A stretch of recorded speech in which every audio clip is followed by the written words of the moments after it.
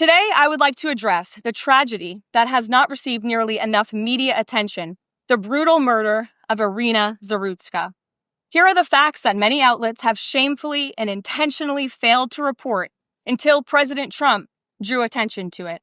On August 22nd, Irina Zarutska was stabbed to death on the rail system in Charlotte, North Carolina, by a savage career criminal.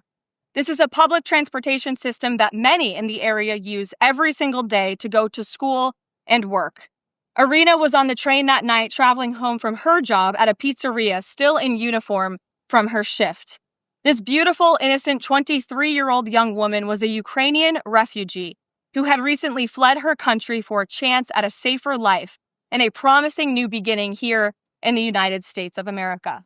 But tragically, a public transportation system in a major American city was more dangerous than the active war zone that she left.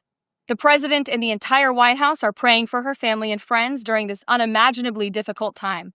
But while we extend our thoughts and prayers, we must also seek justice for this crime and call attention to this heinous incident. Surveillance video of the killing was finally released to the public this past Friday. It shows the alleged killer, DeCarlos Brown Jr., pull out a knife, get up from his seat behind Irina, and prepare to thrust a blade into her neck before the released footage gets cut. This is pure evil on full display. The most enraging and unacceptable part of this story is that her death was entirely preventable. DeCarlos Brown never should have been on that train that night. DeCarlos Brown has been charged with crimes no fewer than 14 times, dating back to 2011, including for armed robbery, felony larceny, breaking and entering, and shoplifting. Brown had previously served 5 years in prison for a robbery with a deadly weapon charge, and he had also forfeited bonds 3 different times, twice in 2014 and once in 2023.